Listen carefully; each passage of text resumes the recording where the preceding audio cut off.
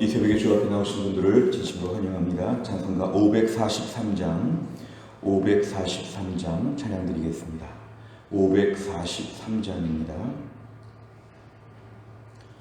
543장 1절과 마지막 절 2절만 부르겠습니다. 543장입니다.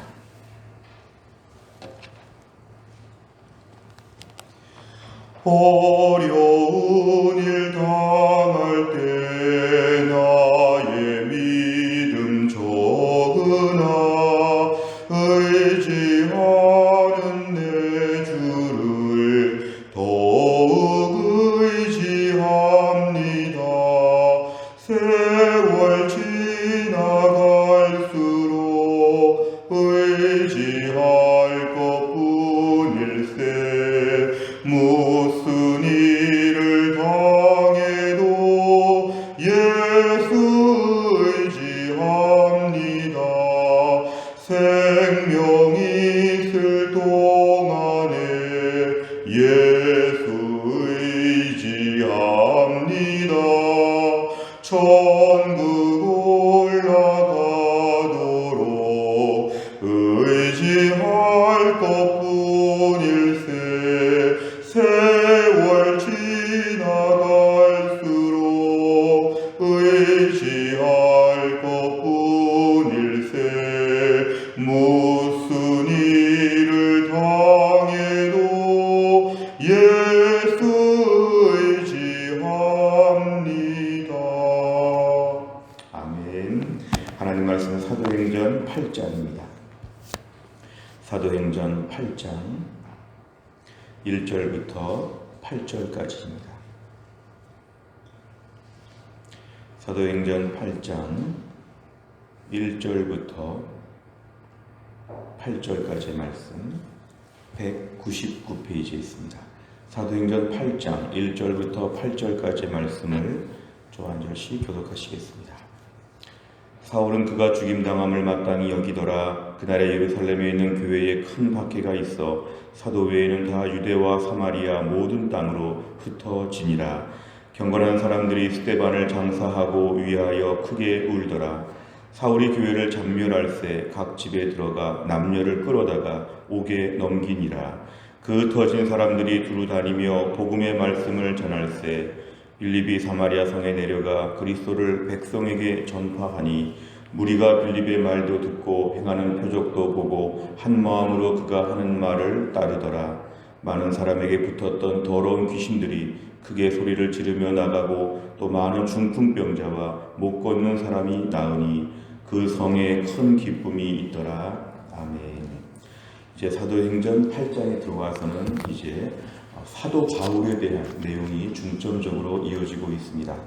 하나님께서는 특별히 사도 바울이라고 하는 한 사람을 선택하셔서 이방인의 사도로 삼으시고 복음 전파의 큰 일을 감당하도록 하나님은 부르셨습니다.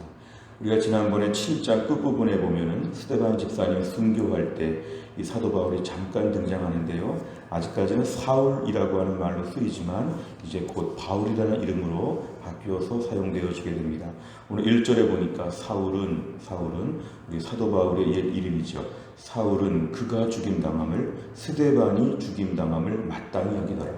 아주 처형이 오늘 잘 이루어졌다. 그리고 잘 스데반을 제거했다. 이렇게 생각했다는 뜻입니다. 그런데 그 스데반 집사님 혼자만 그날 죽은 것이 아니라 그날 이후에 예루살렘에 큰 박해가 있었다 그랬습니다. 한 번에 수천 명씩이 복음으로 돌아오고 초대교회가 그렇게 떡을 떼며 사랑하며 큰 기쁨 가운데 막 급성장하는 그때에 얼마나 교회가 갑자기 부흥되었는지 구제하다가 일손이 부족해서 집사님들을 따로 세울 정도로 교회가 이제 사도와 집사와 조직과 체계를 갖추며 교회가 큰 기쁨의 소식을 누릴 때에 스데반 집사님의 죽음을 필두로 하여서 이제 큰 박해가 예루살렘에 임하게 되었습니다. 그러니까 얼마나 박해가 심했으면 쫓겨나게 되었습니다. 사도 외에는 다 쫓겨났다. 어디로 갔냐면 유대와 사마리아 모든 땅으로 흩어졌다 그랬습니다. 오늘 유대와 사마리아 모든 땅, 왠지 우리가 좀 기억나는 말씀이 있습니다. 1장 8절에 보니까 예수님 말씀, 오직 성령이 임하시면 너희가 유대와 사마리아와 땅끝까지 이르러 내 증인이 되리라. 우리 예수님 말씀하셨던 그 명령대로 이제 흩어지게 되었습니다. 어떻게 보면 학자들은 이 예루살렘 교회가 조금 더 능동적으로 주변 땅에 복음을 전하려고 하지 않고 예루살렘에만 모여 있을 때 하나님은 흩으셨다는 것이죠. 이제 어쩔 수 없이 유대와 사마리아와 땅 끝으로 가게 되었다. 꼭 불행해서 가게 되었다 이렇게만 볼 수 없는 것은 그래서 예수님의 명령대로 땅끝까지 증인되는 일을 위해 이제 흩어졌다는 것입니다. 흩어진 것은 불행해 보이지만 오늘 이들이 예수님 말씀에 순종하는 전도자로 선교사로 가게 되었다는 것이 또한 긍정적인 큰 그림입니다.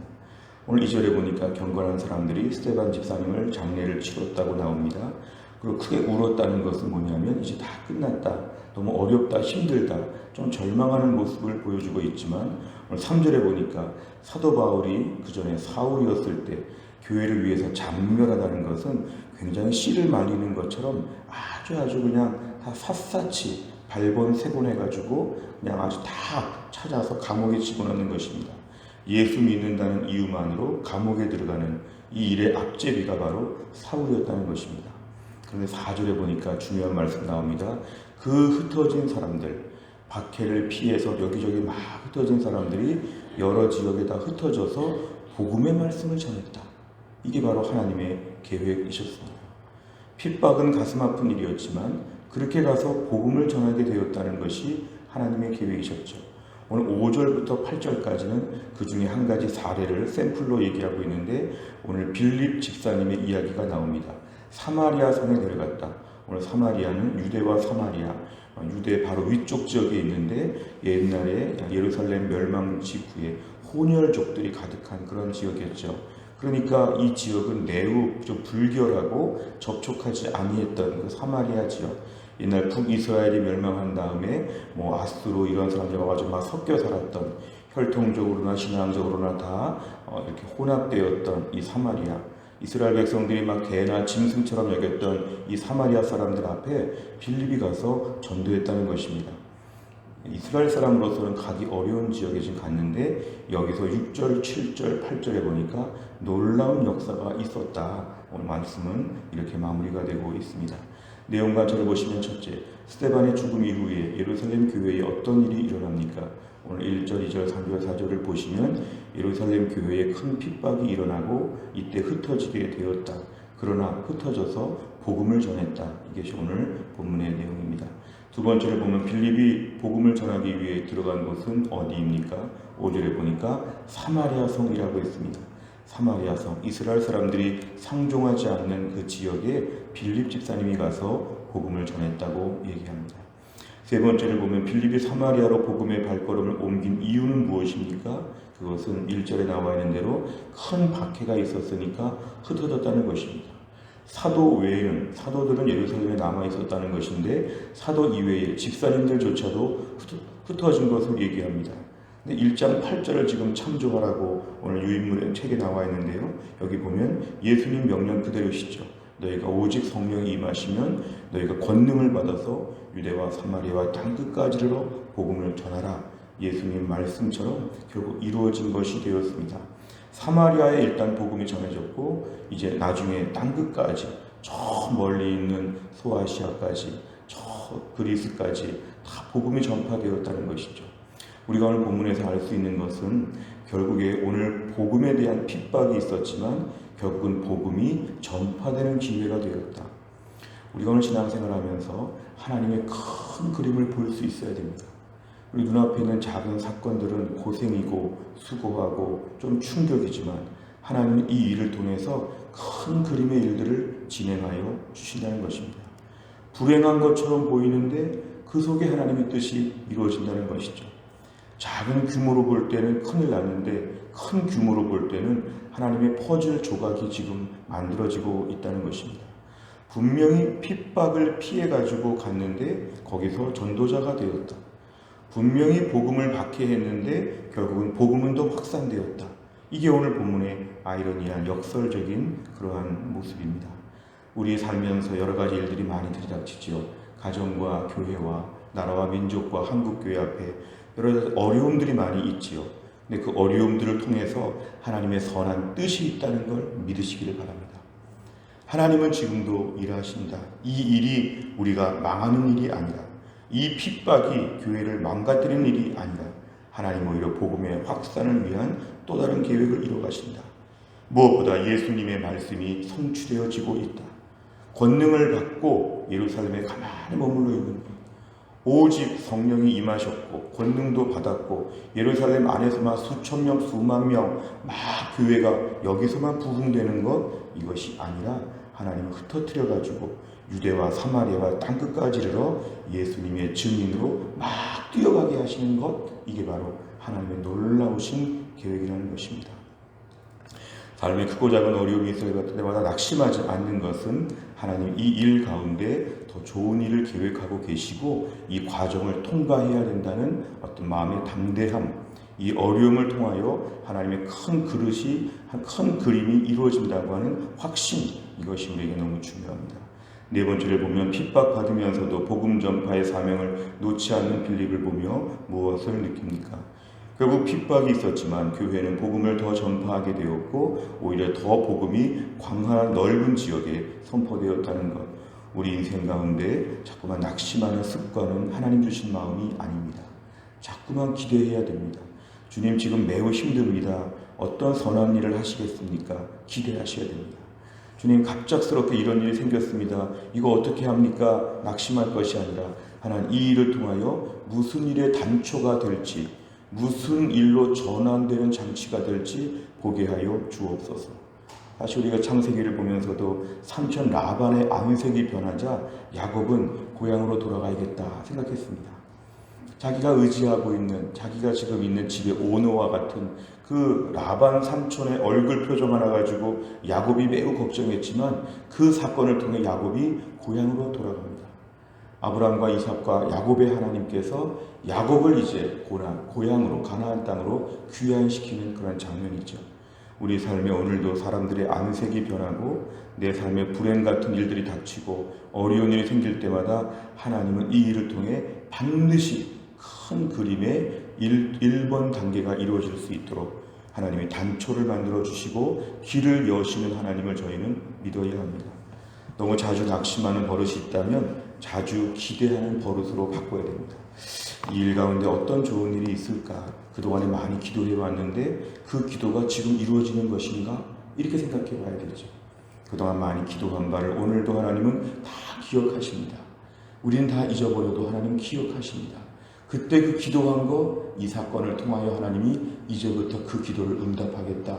하나님의 계획이 얼마나 많은지 모릅니다.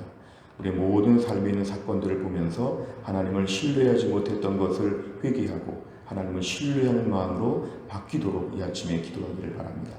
다섯 번째는 관계의 어려움 때문에 복음을 전하지 못하고 있는 대상이 있다면 누구입니까? 오늘 본문에 아마 사마리아 성을 지금 예로 드는 것 같습니다. 복음 전파의 사명을 기쁨으로 감당하지 못하게 하는 장애물은 무엇이며 이를 제거하기 위해 무엇을 결단하겠습니까? 오늘 말씀에서는 전도에 대한 차원으로 마무리를 하고 있는데 오늘 저는 조금 더 광범위하게 이 말씀을 적용하면 삶의 고난 가운데 하나님을 기대하자. 이것이 오늘 말씀의 핵심입니다. 삶의 고난은 우리를 망가뜨리는 것이 아니라 또 다른 하나님의 선한 역사를 위한 하나님의 전초 기지가 될 것이다. 오늘도 걸림돌이 아니라 디딤돌이 될 것이다. 이러한 믿음을 허락하여 주옵소서. 최근 벌어진 내 삶의 많은 일들 가운데 이 일은 내 삶의 디딤돌이 될 것이다. 믿게 하여 주옵소서. 이런 담대함을 가지고 하나님을 신뢰할 수 있기를 간절히 바랍니다. 기도하겠습니다. 하나님 아버지 감사합니다. 오늘도 하나님께서 또 월요일 새벽을 맞이하여 주 앞에 나와 기도할 수 있도록 은혜를 주시니 감사합니다.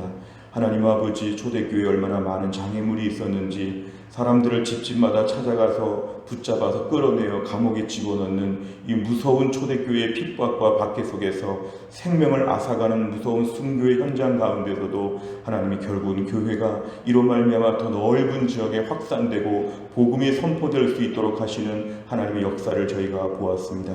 작게 보면 불행이지만 크게 보면 하나님의 선한 구원의 역사가 오늘도 수많은 사람들에게 퍼져가는 것을 보게 됩니다.